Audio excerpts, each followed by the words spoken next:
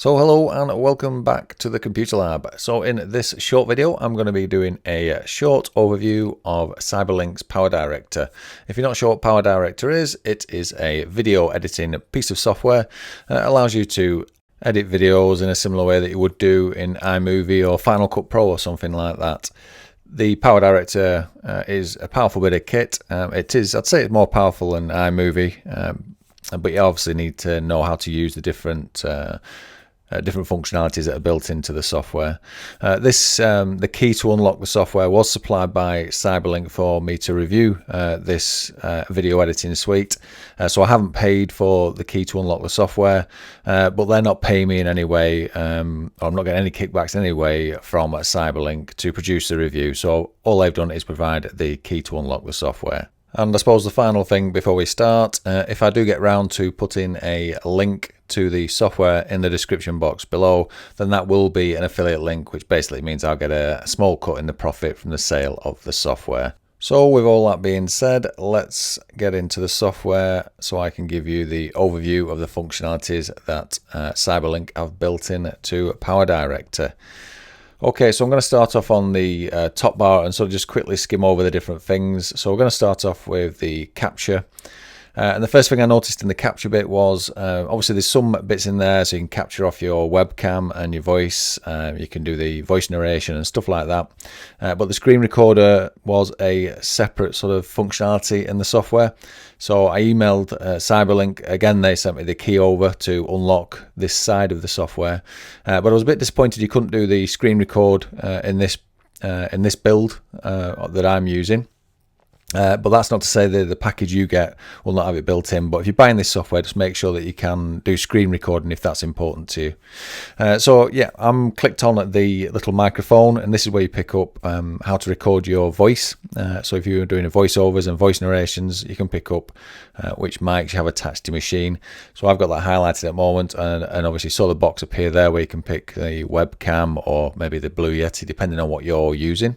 You've then got capture from CD, which you can see was blanked out on mine, and then you've got capture from an external or optical device, which I presume means CD or USB or something like that.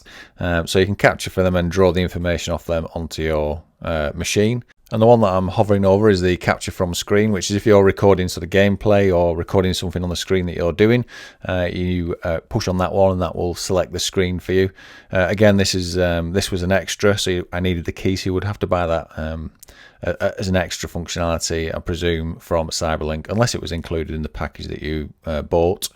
And you see, as I clicked on screen recorder, you can ask it to do full screen. You can lock it to an app, so you can pick an app that you've got running and it'll just record that app instead of recording the entire screen. So yeah, there is that functionality, but that was an extra for the package that was provided to me for this review. But they did provide the key, and that's why it's functioning at the moment. So that's the capture from screen tool. Then you've got capture from a DV camera, so if you've still got cameras with DV tapes. Then you've got capture from a HDV camcorder, capture from a TV signal, and then capture from a digital TV signal. So you can see some of these are blanked out, so it's worth checking with Cyberlink to make sure that when you connect the device that they might come live. I don't have a DV camera to connect to see if it actually enables that functionality when you click on it. So they're blanked out currently, but they might work if you connect your relevant bit of kit to the software. But it's worth checking if you're thinking about buying this software. Okay, so we're going to now go into the Edit tab. So if you're buying this software, the Edit tab is probably where you're going to spend most of your time. So we'll cover the different bits of functionality that are built in. I'm not going to be able to cover everything because it is just a quick overview. So I'm just going to go into videos here and just find a video that I'm going to drag in, this snowboarding one. I'm just going to put that in the main window there so we can access it. And that's skateboarding one there was one that just comes with the actual software, so you can play around with it. So as you saw, I dragged the video in, which most software allows you to do, into the viewing window. But you can also import in the top left hand corner there, import media. You've also got a tab there that allows you to do plugins, and then you can pick from different bits of media content that are supplied or that might be on your machine. So you can import media from there, and you can see these different sound bites. And you can do color boards and things like that, and this is all built into the software. from that tab there where the media content is. Then just to the right of that, you can then select what you want viewing in your window underneath. So this window here, as you can see, as I'm picking different things, if I want to, they're all blue, which means they're all on. So if I turn them off, then the things will only show. So if I turn the videos off, and now it's just got images and music and audio, sorry, and if you turn video back on. So it's just a way of defining different bits of media that you've imported in. And you can adjust the thumbnail size and stuff like that. That's the media room tab. So now let's have a look at the effect room tab. And these are the different effects. In fact, before we do that, if I just click back onto the media room, we'll drag the video into the timeline so we can start playing around, and I can show you how the effects work in effect room. So drag it back in. Sorry, yeah, there we go. Okay, so that's the snowboarding clip put in onto the top track. And the way also, another thing to note here is in Cyberlink, for whatever reason, they've not followed the sort of same protocols as most of the video editing softwares do with layers. So anything below the actual video timeline will appear on top of the one above it, as it would be. So it's the opposite way around, because normally when you're dealing with layers, it'd normally be your video at the bottom and then you'd put anything on top. But for some reason they've put it, everything that goes underneath is the top, that is the highest layer, as it would be. Okay, so let's click on effects room and let's just quickly just touch on these. So you can see these are the different effects. These are all built into the software and built into the version that I was provided with. So what I'll do, this one with the bubbles, you can see the bubbles rising on the right. So what we'll do, we'll put them in to the actual video, and what you do is you drag that into the software. So before we do anything else, what I just need to do with this particular video clip, it's got some music on there that will get caught in YouTube's algorithm. So I just need to silence that by dragging the bar on the audio, and that will just keep that music track that's in the back of that snowboarding clip off this video. That's all I was doing there. Okay, so back onto the effects, we're going to do the bubble one. So you can see I've highlighted bubbles at the moment, and it's showing what effect that is with the bubbles rising up.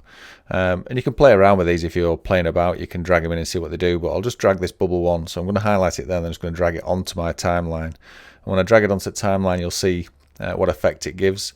So you can see as I drag it down, and I'm putting it underneath the actual video layer, and you can see it goes in there where it says FX. So that's just dragged, although it's underneath, that will be on top of the video like I explained earlier. So it goes in the FX tab.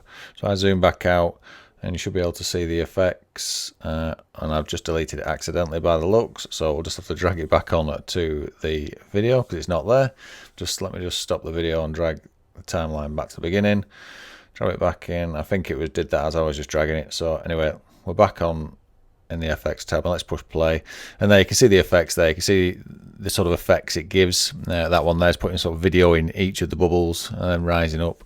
So there's some nice built-in effects, and you can see how powerful that this tool and the program can be with some of the just some easy tweaks, really, and just easy things that are easy to just drag onto the video timeline. So that's the effects room. Next, we're going to go into the video overlay and the picture-in-picture. And again, it looks like on this version I had, you can download free templates into here, but in the initial program, there is no easy way to put text into sort of the boxes, even though you can go to the website and download certain things. But there's nothing obvious in here, but we'll put the speech bubble in onto the video timeline, and I'll show you what I mean. So in here, you can drag the overlays, it will be onto your top of your video, and with this particular one, this speech bubble, we'll just put it in there. So we've just dragged that one on to the timeline below the actual video running, and we're just going to resize it and put it in the corner. But if you're trying to put text in the bubble, it shows on the PowerDirector website that it's you can do this, and you can do this within the vector graphics and have text that automatically goes in. But for whatever reason, this version that I have, it wasn't showing that. So obviously I can't talk you through that side of it, where you would normally put a bit of text inside a speech bubble or something like that. But there is a way to do it, and you'd obviously put the speech bubble or the picture that you're trying to do, and if you double click on that and your timeline, it then gives you some options, and you can do all sorts of things in here to change the look and the effect and how it fades in, if it tracks across the screen, if it's got a shadow on it, and all the different things that you would expect in a video editing suite of this type. But you can, like I said, put some text on top of that, which we will do in a second. I think if we do this in order, we'll go down to the particle room, and I'll put text in that speech bubble in a second. So this particle room, again, there's templates that you can download, and you can buy templates as well. There is free stuff on the Cyberlink video. The ones that are built into the software, I'll just drag it down again to the next layer, so it's on top of the video again, and then we'll just play it, and you can see that the star effect that's coming down there. And again, a really nice nice bit of kit. Now I'm running this on quite a powerful PC, so it's running really smooth when you put them on. So if you have a lower machine, lower spec machine, it might not run as clean, but it's quite good for that. So we'll go down to the text now, and we'll put the text overlay. So we're on the next one now. We're in the text room. We was in the effects room. We've done the where we put the speech bubble in, the video overlay, picture in picture, so we dragged that in earlier, and then we're going to go down to the obviously we've done the particle room, which was the stars, so now we'll do the text. So I'll just drag on the timeline. Let's just find the speech bubble, which it is there, get the text, and let's find, we'll just do the standard text. You can put, I'll do a couple of these and just show you what I mean. So if you drag the text down onto the layer that's got some spare space, and it can be on that layer because there's nothing else there, so we'll just make the speech bubble a bit bigger, and then let's just get the text, and if I can get that, we'll double click it, and then it brings the property box up, and then we can play about with it in here and obviously resize it so it fits the speech bubble.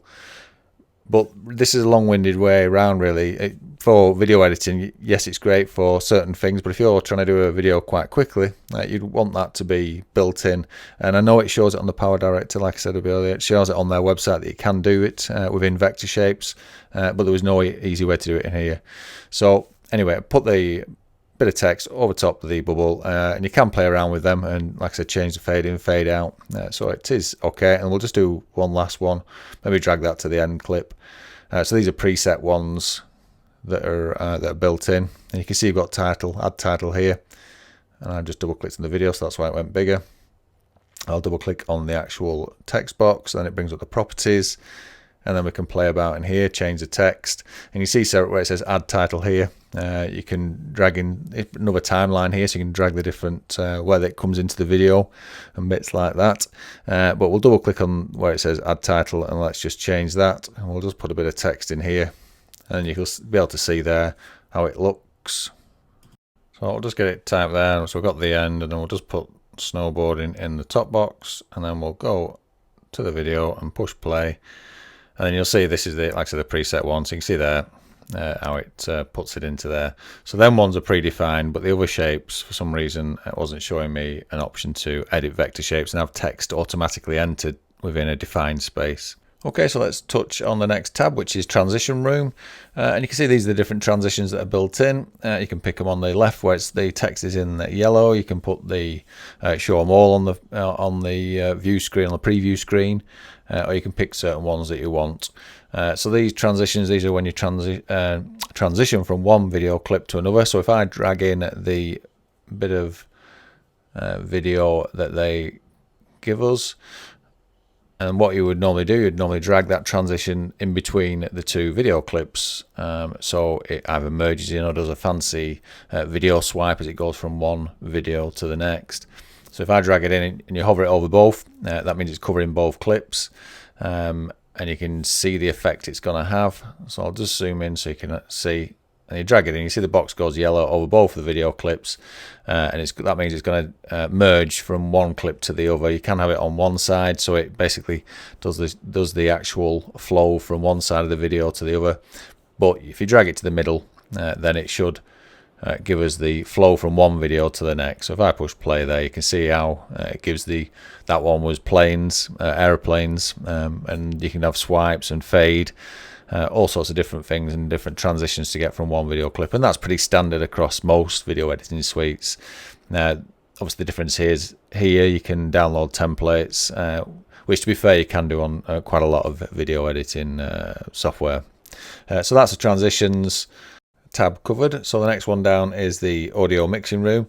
So I'll click on audio mixing room, and this is where you adjust your levels for your different tracks. So if you've got audio on the audio 1 track, then you would bring that up and down. And you can see the different audio tracks because it's numbered on the left hand side, and you can see as I pull the actual slider up, it brings it up and down. And you can also tweak the different in points. So if I just put my tab across there onto the actual skateboarding one, and you can drag on the skateboarding one, the actual audio ramped up to the left, and then you can see that with the spike in it, it actually spikes to the middle, and you can adjust the different levels of the fade in and fade out. So you can go down, basically you can go down into the finer detail of it, or you can drag the whole audio down as you would do normally. But you can see there the levels, so you can play around with them in the audio room. But you would normally do that in the video clip or on the timeline anyway, on different video editing suites. You would normally play around with it on the track or in an audio room if you're going down into the sort of nitty gritty of it. So yeah, nice little touch, but it's pretty standard that you can do that with audio. Most people won't be playing around too much in there. Let's quickly cover the next one down, which is your voice over recording room, as they call it.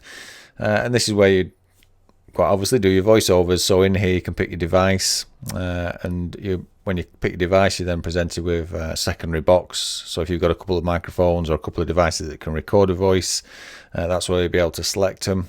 So in my case, it's picking up the webcam, the Logitech webcam, and you've also got the standard stuff where mute all tracks when recording. So basically when you start to do your voiceover, it'll mute everything else until you push the play button, and it'll play them all normally. And that again is pretty standard on video editing suites. So you can see there, as I click on the device, you can pick up different ones and then just click OK. You can change the input level, but it's good it's got it in. But again, most video editing software suites do have it. The next one down is chapters. So if you like to put chapters on your videos, it has some automatic settings in there. So as you can see on the left, you can insert chapter at the start of the clip, and you can do them every in minutes. So if you can change that to from 5 to 4 minutes and have a chapter every 4 minutes. Or your next one down, you can insert chapters evenly and change it there. Or you can actually do manual chapter settings, which is just at the bottom of the section there. So yeah, you can do most things in there, and you can put chapters in if that's what you like to do. And finally on the left, we have subtitles, where you can add subtitles into your video. So as you click on the subtitles and click the plus icon, you can then do your start time and end time for your subtitle, and then put what your subtitles are. So let me just put a bit of text in there. And then once you put your text on, if I just zoom us back out, you can see there in the preview window, there's the text for the subtitles. So if you were typing subtitles, then you can have them throughout your video. As I push play, and that's going to stay on there from the 0 point to 12 seconds in. So that's the final thing in edit. So we've done the capture, we've done edit, so we'll click on the produce tab. Now the way that they set this out, I really do quite like this. They've made it sort of foolproof really. So they give you different options. So you've got the standard 2D, 3D device, etc. along the top.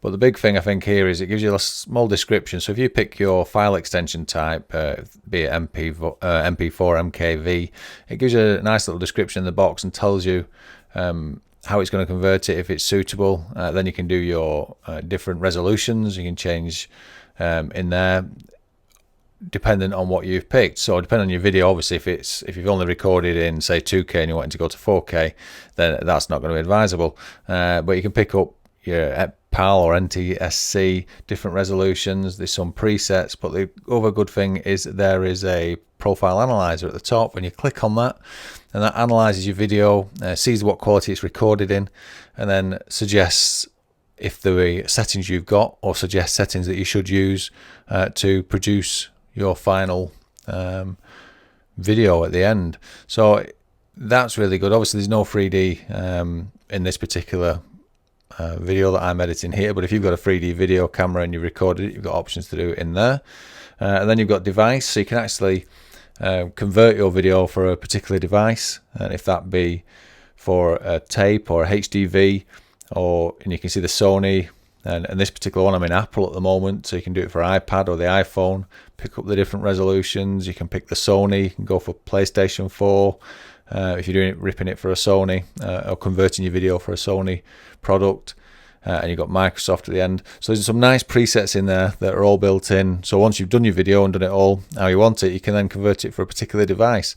So really good. And then the last one on there, you've got the online, where you can convert it for sending it directly up to YouTube or Vimeo, and the different video streaming services there.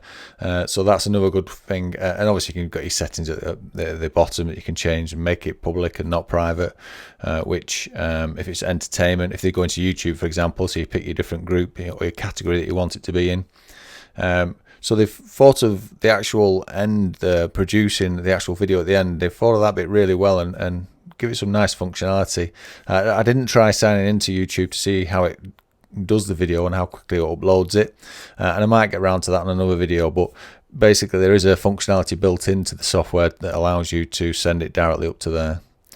Okay, and then the last one, which is probably not going to help a lot of people, but is create disk. Not many people have CD burners in their drives, in their PCs anymore, and they certainly don't come in laptops anymore. Some of the highest spec ones, obviously, they're all SSD and USB sticks and all the rest of it now.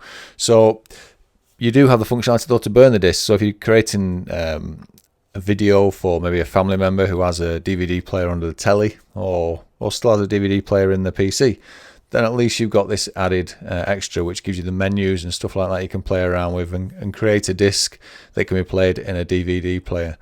And it has the different menus, are different if you want to do a Blu-ray disc, if you want to do a normal one, a normal DVD, if you're doing Blu-ray, what size you're picking. So some really good things, I suppose, for doing that. They thought of everything for when you produce your final product, your final video. So some nice touches there for the sort of the produce and the create disc. The edit, like I said, there's a few things in there that wasn't fully happy with, and things they can probably do better. But as an overall video editing suite, I really do quite like it, and I could see myself getting used to it. It's maybe a bit too much of a change for me, because I'm used to sort of Final Cut Pro and the that type of thing, working in the Apple environment. So it's a bit of a change. But on my Windows machine, I might look at it a bit more and just see how I go on with it. But yeah, as a product, I sort of recommend it. I think it's good. I don't like the things that you have to buy extra things, but I mean, I suppose that's where all companies are going at the moment. We have to buy these added extra bits of kit to add functionalities to software. That's the only thing I don't like. I don't like that you bought the software and then all of a sudden to record the screen you have to buy another key. But like I said, I suppose that's where most video editing suites are going anyway. So that is the overview of PowerDirector by Cyberlink. Thanks for watching the Computer Lab. I hope you enjoyed the video. If you did, please do subscribe to my channel. Please do give us a thumbs up if you enjoyed the video, and obviously you have to give us a thumbs down if you didn't. But if you enjoyed the video, please do subscribe, hit the bell icon to be alerted to any new videos that I produce. And thanks again for watching the Computer Lab on YouTube.